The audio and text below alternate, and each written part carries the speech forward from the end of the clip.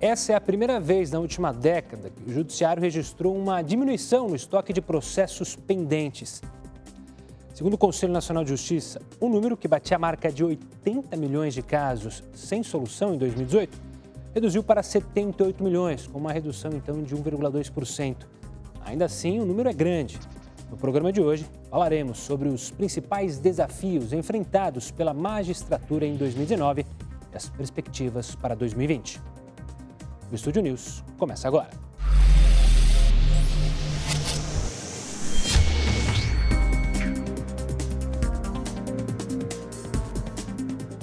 E para falar sobre esse tema, eu recebo Jaime de Oliveira, presidente da Associação dos Magistrados Brasileiros de 2017 a 2019. Seja muito bem-vindo, Jaime. Obrigado pela presença aqui conosco. Obrigado. Jaime, no final de 2016, o senhor então foi eleito presidente da AMB, que é a Associação, como eu disse, dos Magistrados Brasileiros. Foram 3 anos na presidência, num período que se falou bastante sobre o judiciário, sobre os juízes. Queria que você falasse quais foram as maiores dificuldades durante esse período.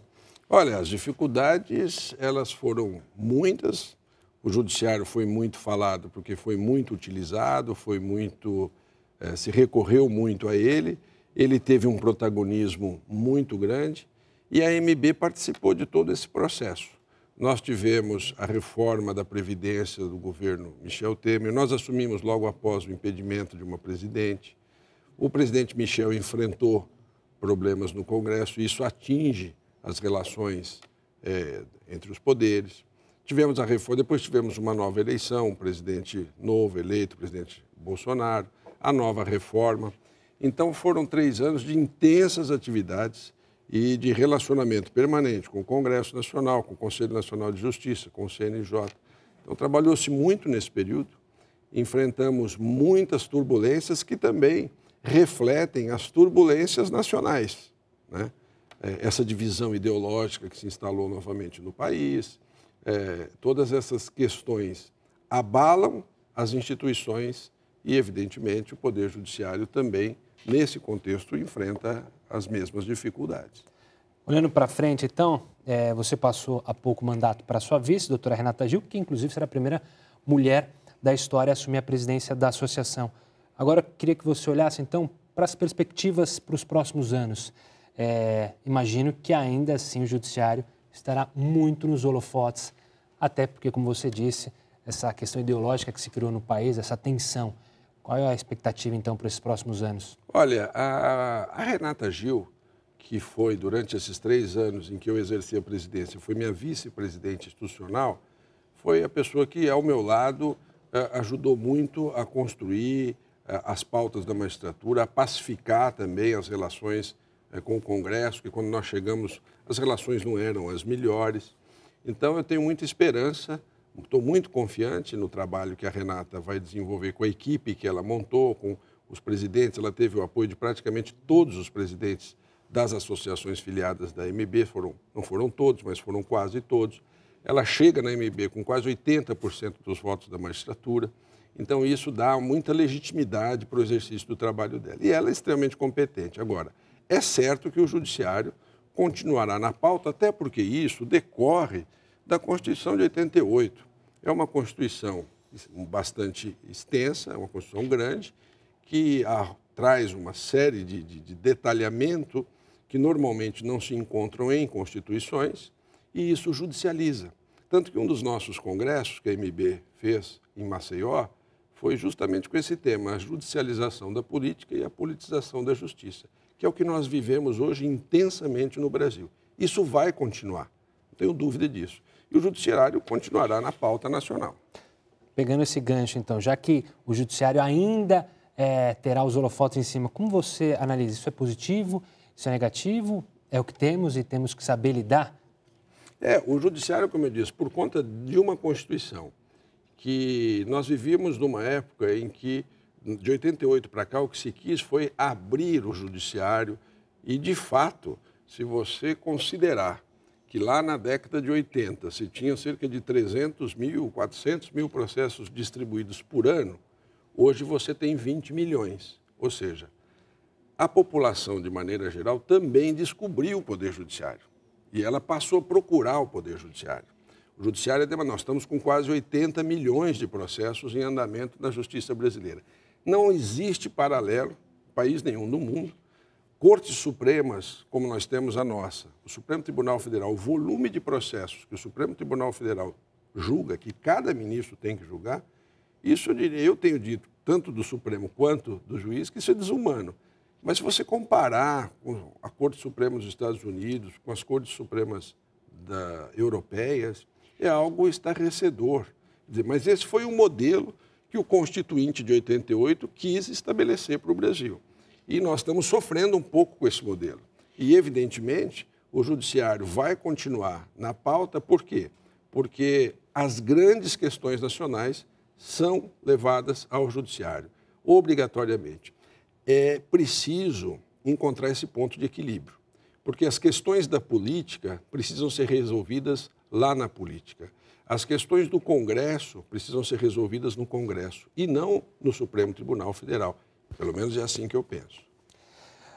O senhor, a AMB fez um estudo junto com a FGV e mostra que o Judiciário tem o melhor índice de confiança e aprovação, com 33% dos entrevistados afirmando que o Judiciário é o poder que melhor cumpre seu papel. Você acha que o destaque dado ao Judiciário aproxima mais a justiça da população? Você fala que hoje em dia as pessoas vão mais à justiça, não só os políticos. Isso tende, então, a ter algo positivo, algo negativo também, já que está mais gente indo, com certeza as pessoas podem também mudar a opinião ao bel prazer, né? Se uma posição do Judiciário é contrária a ela, então o Judiciário não me presta, não me serve, porque tem que me ajudar. Você enxerga assim? Porque intuitivamente, nós tínhamos a tendência a acreditar que, em razão da decisão nunca atender, ou seja, ela vai ter que ser favorável a alguém, contrária a outra pessoa, ou favorável em parte, alguém sempre sai descontente do Poder Judiciário. Mas por que é que nós fizemos a pesquisa? Qual foi a ideia da pesquisa? Era conhecer a realidade, para, a partir dessa realidade, começar a trabalhar o Judiciário, ou seja, alterar a realidade, mas com base em dados científicos. O que a pesquisa trouxe de importante e muito bom? Primeiro, dentre o comparativo dos três poderes da República, o Judiciário é o que tem a melhor avaliação dos três. Tem uma avaliação bem superior à dos outros dois poderes. Isso é muito importante. Outros dados que nós conseguimos extrair, que também foram surpreendentemente muito bons, foi de que aquele que conhece o Judiciário, ou seja, o usuário, aquele que já foi usar o sistema de justiça, ele avalia melhor do que aquele que não conhece, do que aquele que nunca teve um processo. Esse costuma ter a sua avaliação sobre a imagem do Judiciário de acordo com aquilo que ele ouve na imprensa, lê no jornal, daquilo que as pessoas falam. Mas o que utilizou, avaliou muito bem. Isso, para nós, foi importante e mostrou que tem um trabalho muito longo, muito grande para se fazer de comunicação, que se der a gente vai trabalhar ainda sobre isso aqui, um trabalho muito grande de comunicação, porque a pesquisa também revela que há uma necessidade imensa de comunicação com a sociedade. Você falou em comunicação e você falou também que as pessoas analisam o Judiciário pelo aquilo que elas ouvem no jornal, pelas outras falarem, assistem no jornal. Eu queria, então, trazer o tema das fake news, que foi até objeto ali do STF, de uma análise, e também da pesquisa. O que vocês, na pesquisa, viram que as fake news afetam o sistema judiciário? Imagino que, por estar muito no holofote, é alvo de muitas fake news, de que juízes fizeram aquilo, que tomaram essas decisões. O que esse estudo traz sobre as fake news? Olha, primeiro, o trabalho que o CNJ fez recentemente de lançar um grupo para estudar e combater as fake news foi fundamental. A MB participa desse trabalho, como vários órgãos de imprensa. E o que se constatou ali em primeira mão foi o seguinte, que existiam inúmeras fake news atingindo o Poder Judiciário, as figuras do Judiciário, imagens do Judiciário. A nossa pesquisa, lógico que toda pesquisa que trata de um tema como esse, de fake news, ela pega um retrato de um momento, né, um segmento naquele instante, mas ela mostrou também dados bastante impressionantes a respeito do quanto isso atinge o Poder Judiciário. Porque, no comparativo desse estudo de imagem que a MB desenvolveu, o que nós percebemos?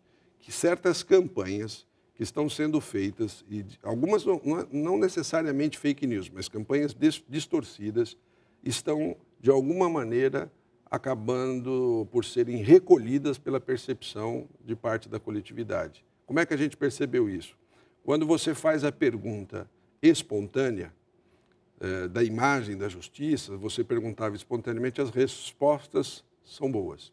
Quando você faz a pergunta e você oferece as alternativas, e aí você coloca aquelas alternativas que são as mais faladas no meio social, as respostas são ruins. Ou seja, de alguma maneira aquilo fica no inconsciente, já se ouviu falar sobre esse assunto, e aí as críticas são mais expostas ou são mais presentes no estudo de imagem. O que revelou, no final das contas, que você precisa fazer uma campanha de combate às fake news, uma campanha de esclarecimento em relação às notícias não verdadeiras ou distorcidas que acabam sendo divulgadas. Então, há também uma falha, talvez nossa, quando eu falo nossa, do sistema como um todo, de justiça, de não conseguir comunicar a sua realidade e, às vezes, o trabalho da magistratura para a sociedade. Não por outro motivo, o presidente do Supremo Tribunal Federal, Dias Toffoli, realizou agora um seminário sobre comunicação, isso no CNJ, que ele também preside, justamente para enfrentar esta questão. E trabalhou este estudo que a AMB desenvolveu e apresentou agora nesse último mês de novembro. E esse está sendo objeto de estudo para se construir uma estratégia nacional de comunicação em que o Poder Judiciário possa falar com a sociedade, que o cidadão possa entender, até porque uma das coisas que a pesquisa aponta é a dificuldade com a linguagem. Ou seja, pelo tudo que o senhor falou, eu imagino que esse seja o principal desafio, talvez, então, dos próximos anos, não só de nós que trabalhamos, digo eu, que trabalho na comunicação, que trabalho numa TV, mas também do judiciário, ou seja, as fake news estarão em pauta muito nos próximos anos para o sistema judiciário? Sem dúvida. Eu acho que nós fizemos isso para ter os dados técnicos, científicos, mas acho que o grande desafio nosso para os próximos anos, e também será um desafio da nossa presidente, da Renata, com base nesses estudos, e a Renata foi coordenadora desta pesquisa, portanto, ela participa, ela conhece profundamente esse estudo, porque ela coordenou esse estudo com o ministro Salomão, o ministro Belize, e com certeza o grande desafio vai ser desenvolver estas estratégias de comunicação, mostrando o que efetivamente faz a justiça em prol da cidadania, em prol da democracia, em prol do Brasil, de uma linguagem que o cidadão consiga compreender. Isso é fundamental. Acho que, de fato, é um dos grandes, se não maior, mas um dos grandes desafios para os próximos anos. É o que revela esse estudo de imagem do Judiciário. Jaime, o senhor há pouco falou sobre o número enorme de processos que existem hoje no Brasil, que os juízes estão sobrecarregados. Essa pesquisa mostra também que pouca gente já ouviu falar ou sabe o que é a mediação. A mediação, a conciliação, talvez seja um caminho que o sistema judiciário tem que apoiar mais para que justamente as pessoas saibam terminar os seus conflitos de uma maneira que não precise chegar até a justiça? Pois é. A pesquisa revelou, não só em relação à questão específica da mediação, que é hoje talvez o ponto que merece a maior atenção do Poder Judiciário, mas chamou atenção, por exemplo, que o Código do Consumidor, que para nós era de conhecimento de 100% da população, não era. Nós tivemos um baixo nível de conhecimento de pessoas que nunca ouviram falar nos direitos do consumidor. A pesquisa mostra isso. A mediação está ainda muito mais distante, no nível de desconhecimento. E é fundamental, não só para desafogar, porque a ideia não é... A mediação não foi criada como uma alternativa para desafogar o sistema de justiça. Ela foi criada como uma alternativa para pacificação. Porque nós sabemos que aquele que tem um processo no judiciário, é muito melhor para ele encontrar a solução junto ao seu adversário, ali a parte adversa. Se eles saem satisfeitos, você efetivamente tem uma pacificação no meio social. Os dois saíram satisfeitos. Uma briga de vizinho, a decisão judicial, ela vai resolver aquele caso, mas ela não vai resolver a relação dos vizinhos. A mediação e a conciliação têm essa característica. além de resolver o caso, em boa parte das vezes ela resolve a relação que dá origem ao caso. Porque senão você resolve aquele problema entre os vizinhos e no mês seguinte eles vão arrumar um outro motivo para brigar de novo. Mais conflito. Mais conflito. Então a mediação é fundamental. Esse resultado que apresentou aqui mostra isso, então há espaço para trabalhar isso. O trabalho que o CNJ fez, o Justiça em Números, também aborda essa questão. E numa pesquisa anterior nossa, do começo do ano, em que nós ouvimos a magistratura, o assunto também foi abordado entre juízes e colocado como uma das prioridades, um dos destaques que a magistratura também tem com o tema mediação e conciliação. Já, eu vou ter que chamar um rápido intervalo, mas daqui a pouco o Estúdio News volta com muito mais informação para você, não sai daí.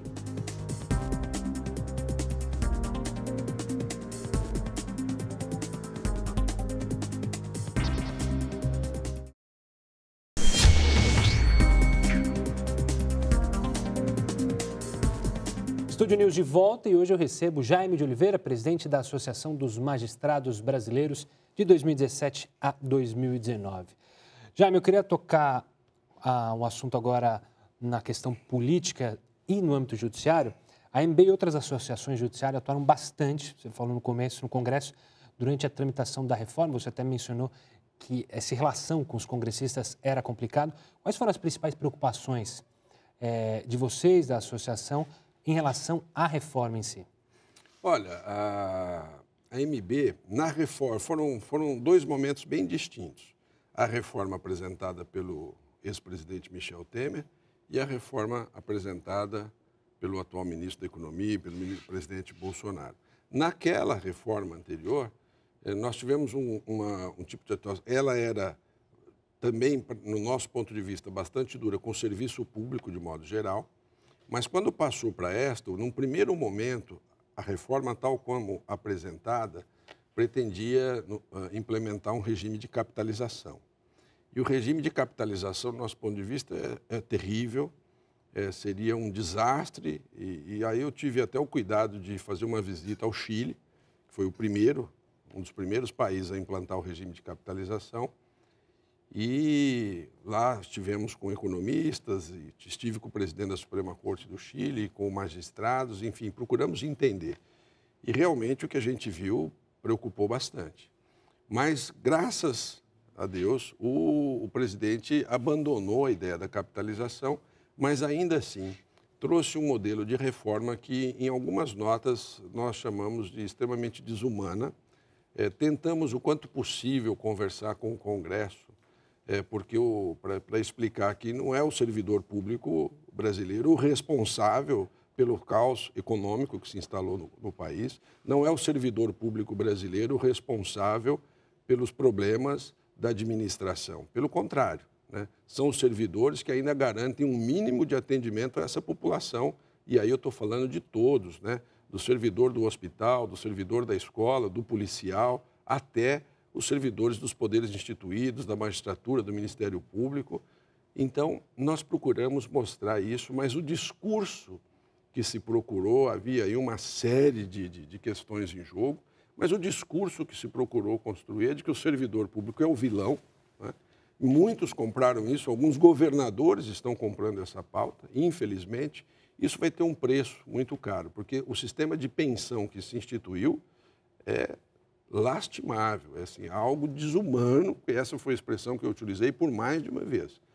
Mas não conseguimos avançar muito, né? Apresentamos muitas emendas, muitas sugestões, emendas não, né? Não temos competência para isso, mas muitas sugestões de emendas ao parlamento, com as entidades da frente associativa, do Ministério Público, da magistratura, mas não só, com todos os servidores públicos. Nós tivemos reuniões com todos os servidores públicos, todas as carreiras, ou pelo menos grande parte dessas carreiras.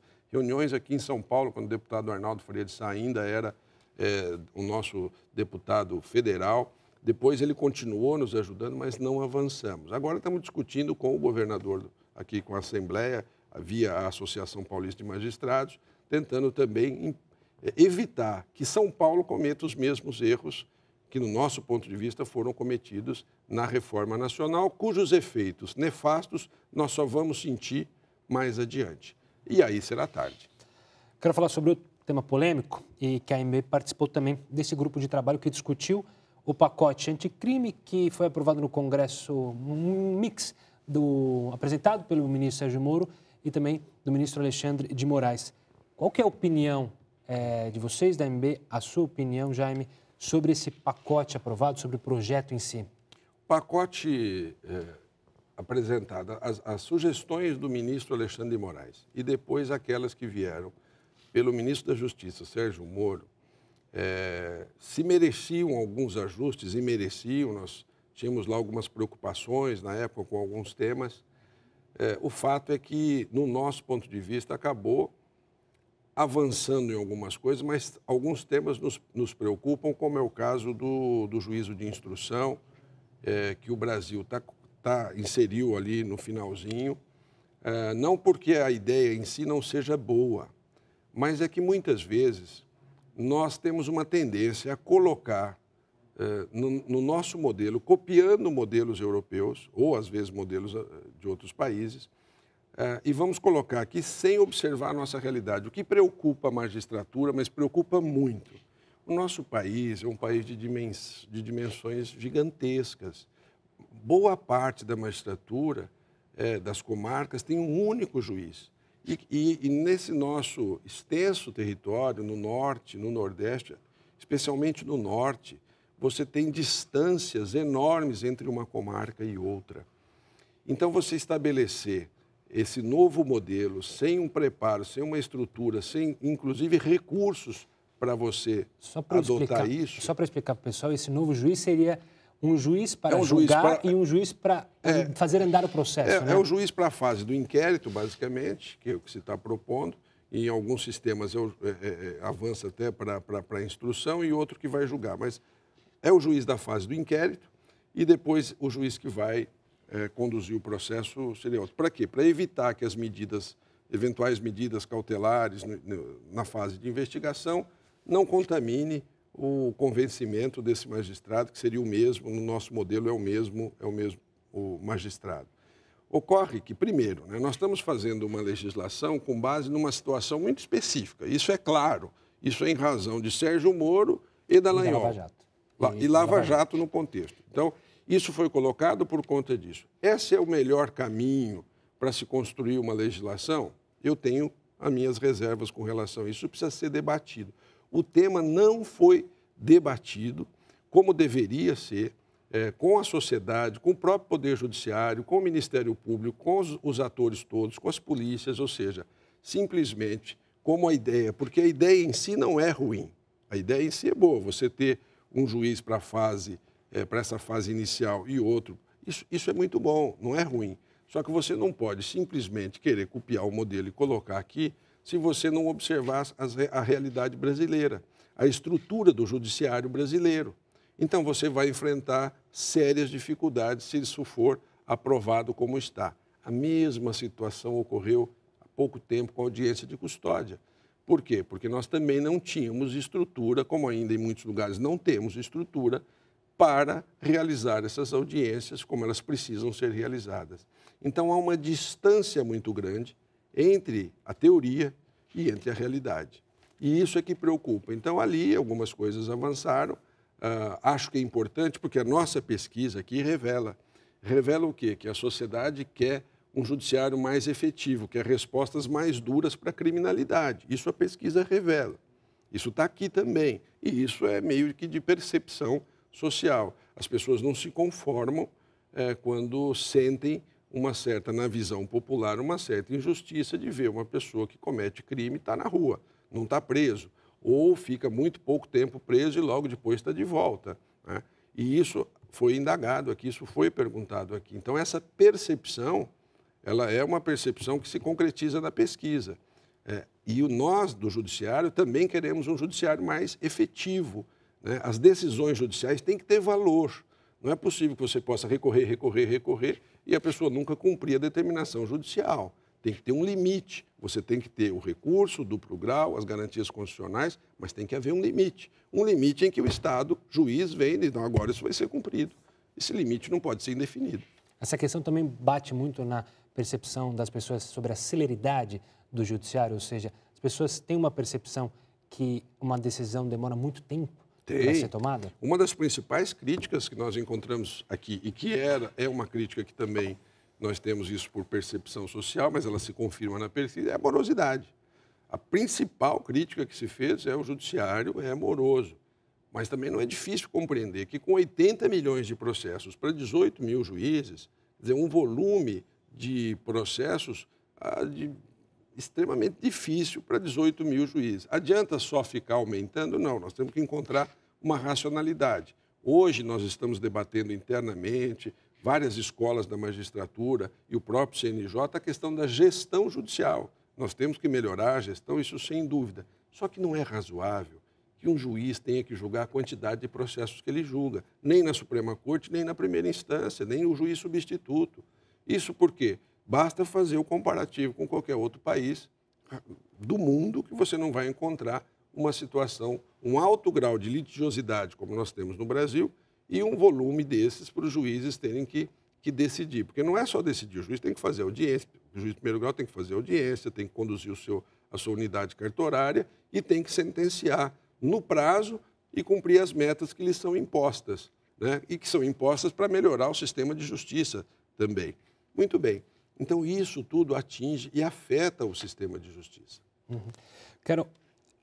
Eu quero entrar agora, só para a gente entrar na fase final, sobre esse impasse entre os três poderes, entre o Legislativo, o Executivo e o Judiciário, e também sobre o ativismo judicial, que muito se fala. A gente comentou há pouco sobre essa questão do pacote anticrime, a questão do ministro e ex-juiz Sérgio Moro, Dallagnol, não que eles atuaram com ativismo, não estou aqui para dizer isso, mas também se fala também sobre as decisões do ministro Barroso, sobre ativismo. Eu queria que você analisasse essa crise de excesso ou não de ativismo judicial, e isso colabora para que haja um conflito maior entre, principalmente, executivo, legislativo e judiciário? A nossa pesquisa abordou isso também, sobre interferência, né? Como é que a sociedade percebia isso, se percebia esse sentido de interferência entre os poderes e realmente apresentou resultados, né? Eles entendiam, pela nossa pesquisa, que o poder que mais interfere sobre os demais seria o legislativo e o que mais sofre interferência dos demais seria o poder judiciário. Agora, a pergunta ela traz uma outra questão, que é, na verdade, esse conflito também que se instala entre os poderes. E que se instala como? Quando, por exemplo, uma decisão do parlamento é questionada no Supremo Tribunal Federal. Ou quando o parlamento, não legislando sobre determinado assunto, vem o Supremo Tribunal Federal, num caso, e vai lá e decide e acaba criando uma jurisprudência sobre determinado assunto. Bom, primeiro, eu já fiz uma referência ao fato de termos uma Constituição extremamente rica em detalhes e que permite, portanto, que quase todas, se não todas as questões possam ser levadas ao judiciário. Quando elas são levadas ao judiciário, o juiz não pode não decidir. Essa é uma faculdade que nós não temos. O juiz é obrigado a decidir, seja o juiz lá no começo da carreira, o substituto, seja o Supremo Tribunal Federal, ele tem que decidir. Muito bem, todavia, e aí nós temos, o juiz tem, apesar de ter que decidir, ele tem também uma autocontenção, e cabe ao judiciário esse poder que tem que avaliar isso. Muitas questões, por exemplo, que chegam ao Supremo Tribunal Federal, elas envolvem temas não enfrentados no Congresso Nacional. O aborto. Tem lá a legislação, vamos dar o exemplo do aborto, tem lá a legislação sobre o aborto. Agora, será que a não legislação, o não enfrentamento desse tema dentro do Congresso não é também o exercício legítimo da competência do legislador? O legislador é obrigado a legislar sobre determinados temas ou ele pode não legislar e deixar a situação como está?